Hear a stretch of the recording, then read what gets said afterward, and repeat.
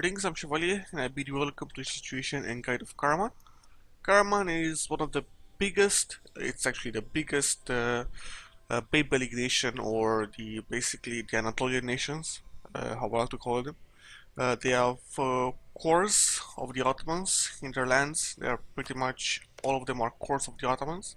At the same time, they have a truce with the Ottomans, which guarantees them their freedom for the next 4 years, which will allow you to grow somewhat big. At the same time, you can form the Ottomans later on, I think, but the Ottomans have to not exist right now. Pretty standard stuff. Other than this, there are easy to play as. You can ally the Mamelukes, you can have a safeguard, you can stop the expansion of the Ottomans.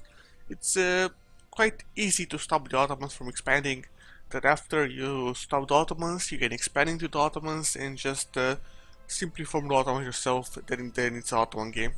Quite standard, quite simple. Let's just delve into the situation right now. Let's talk about cash. Your economy is quite crap. You have a fort, which I recommend keeping. At least for now, you'll need that fort to some degree. If I were to play Karaman myself, I'll delete it, but it's better to keep the fort for yourself, especially if you're a medium level player. Just unmuffle it. And you see that they're making 1.6 nuggets. Quite crap. You won't have the necessary cash to even hire another advisor if you want to build some more troops, so just keep it there. There's nothing much you can do. Now that's all about cash. Let's go into trade. Quite simple here as well.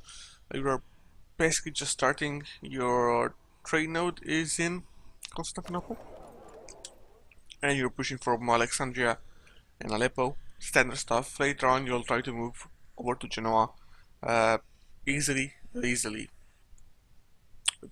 step by step into Genoa, basically. Let's go to estates, and to estates you see that you cannot get anything right now. Even if you actually grant monopolies everywhere, you're not going to be able to gain anything. If you want to gain some points and some stuff, you'll actually need to give lands to your estates. But this should be done right away. As you can see, they don't have any control, so they want to have control, so try to give them some land. Whatever is your pick, just give them the smallest ones possible. So, Lema, Mera, that is your capital, and this is too small to give to the, if I give them to the merchant guilds, that's too small, basically. Yeah, it's too small to give to the merchant guilds. So, it's gonna give you some stuff there. It's gonna be problematic. Fortunately, you don't need to give support because you have plenty of loyalty here. So you can just recruit some ministers or some other modifications here. For example, here you can actually recruit an inquisitor.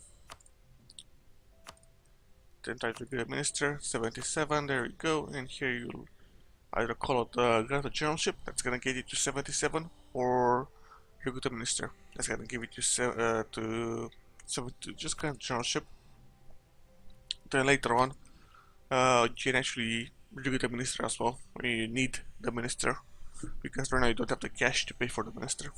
And when it goes down to 60, just demand admin points and the military points, so you can actually get the tech faster. For the merchant guilds, as I told you before, you don't have enough points. You don't have enough development to give to them on a coastal provinces. Also on a coastal province, sorry. Once you take a Dana, you can give a Dana to them, and you can actually do it to the Dana as well. Remember that. Now let's go into court. As I said before, you cannot take any actual advisors. You don't have the cash. Just go for admin, so you can get your first idea really fast. For your court here, they are both crap. Both have to be made into generals and hope that they die. There's not much hope here with a 001 and with 1100. Crap. Although this is quite nice for the multi-war exhaustion, by the time it's gonna be really useful when you go to multiple wars, you're gonna be dead by then. Well, while this is fine, you're better off with more points. So they both suck. Advisors, no advisors. As your government, you're a Beylik, that means a despotic monarchy. Arrest -1, and unjustified demands -10%. You are Turkish, pretty much standard stuff there. For diplomacy here, uh, rivals and alliances, simply this guest here, Dulkadir Ramazan, your first rivals, an alliance with the Mamelukes there. Careful, try to get an alliance with the Mamelukes before you attack this guest here. It should be doable. If you feel threatened by them, you can get a royal marriage as well. So an alliance with the Mamelukes should safeguard your backside. Then you should expand into this guys, followed by expansion into Trebizond, expansion into Kandahar, then try to expand into the Ottomans with the help of the Mamelukes, and help of any other enemies that may have, like Hungary, though is not gonna be that possible. Poland as well. Yeah, Poland is doable basically. As you can see here, Poland is doable. Yeah, pretty much those kind of things might have a cold. Now, let's actually go into technology. Here is standard stuff. You already have feudalism. The expansion of the Renaissance should be slower than the Ottomans. Expansion of the Renaissance, but should be doable at the same time, basically. Just let's say 5 years later, something like that. Let's say 10 years later, to be more sure. And you're gonna suffer the same penalties as the Ottomans for the institutions there. For techs, just boost up every tech except Diplo. Try to use the modifiers as well. You need to have tech 5 to get the first idea, which I recommend getting a Diplo idea. There's no way to go around it, unfortunately. You can go for the tricky stuff with the admin idea, but you do not have the points to pull it off, to be honest. You really do not have the points. I mean, I'll be honest, points equal 0 for you right now, with just, what, 5 per month on admin. You cannot pull it off. But it's meant to be considered.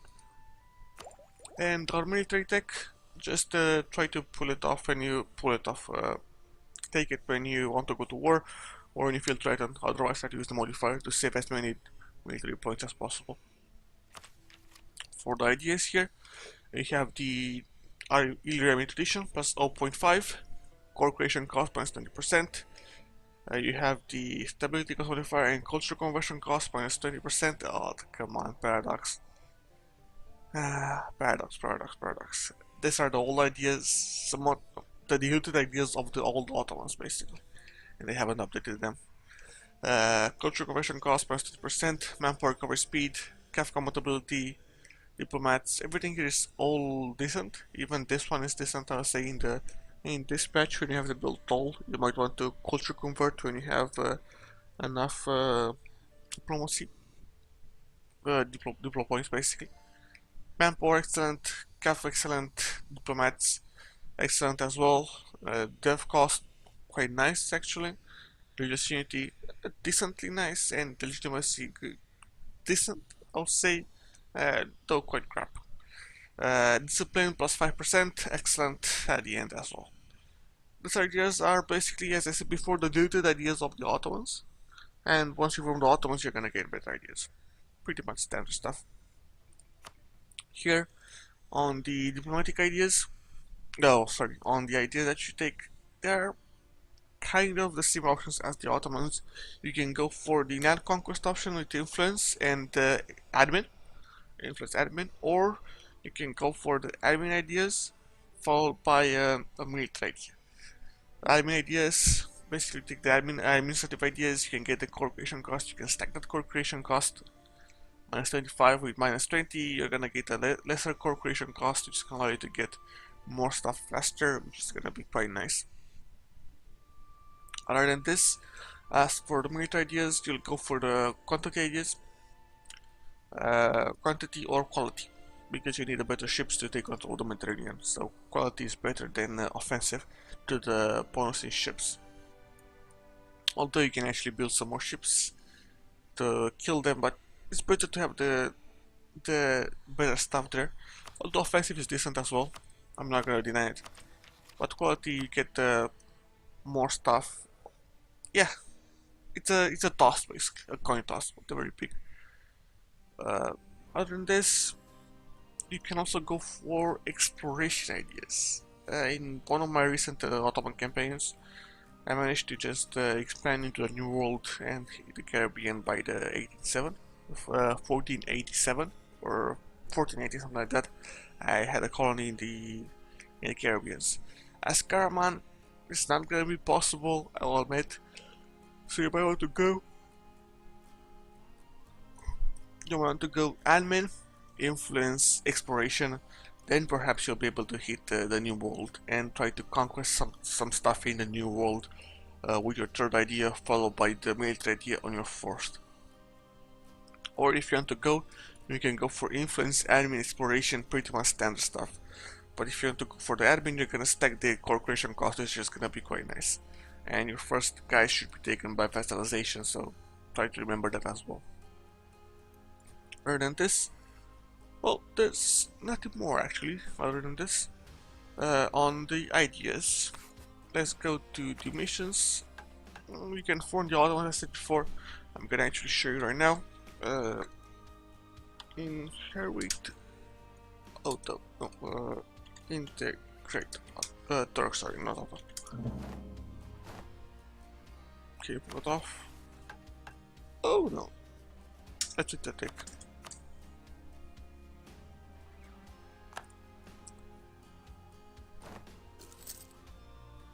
Yep, it's not possible anymore. Yeah, so you can afford the Ottomans for some reason. For some fucking reason you can afford the Ottomans. That's quite annoying, but yeah. This means that you're gonna have to kill some of your strategies, unfortunately. Yeah, that is quite strange. Like, beforehand it was possible. They might have changed it. Who knows? But yeah, this is a really huge drawback when you actually play Karaman or any other nations here. Like, this is a huge drawback if you can't afford the Ottomans. But yeah, quite crap. Unfortunately, I misled you. But yeah, for missions and decisions, you have some missions for the conversion of these guys and some flavor missions as well. Nothing that important. They pretty much lack. They're quite a small nation. They don't have any other missions, to say so. Decisions, you can form Islam, and you can actually switch your administration if you want to go full admin or anything like that. Not recommended. I mean, why would you do it?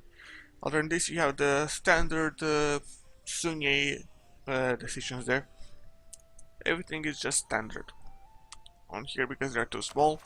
On stability and expansion, just reduce exhaustion if you don't need to boost stability to 1. Here you recommend going for the native repression policy or the native trading policy. Although if you are quite big, just go for the native repression policy, so you can get global settle increase plus 20%. It's faster growth with that thing. On religion here, you're Sunni. Nothing much more to say. These are lands that I gained from these guys here, from the Ottomans. I'll have to restart the campaign. I'll just restart the campaign quite fast.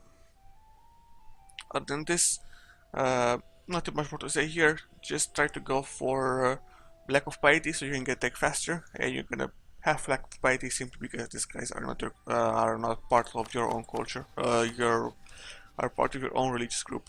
That's Sunni, so you're gonna lose the piety there. Once your tech tribe is on, it's gonna be quite annoying, but yeah, just try to go for the lack of piety. On military here, I'll have to actually. Oh, so the force limit didn't actually.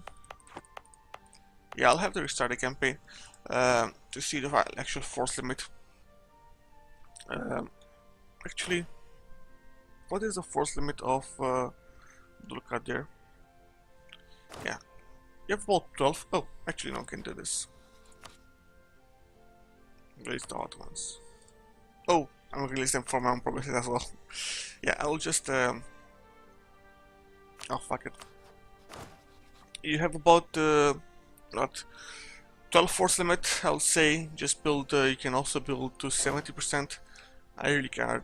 You can have 50% cav, so just build 8 and 4, on those things, so you can have maximum stuff. As for force limit, you have about 50 naval force limit, if I say so myself, around that number.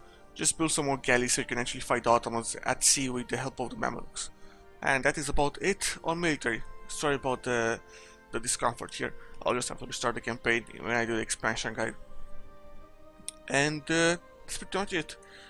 Careful of the fort here in Nissal. I recommend killing it if you're a more advanced player.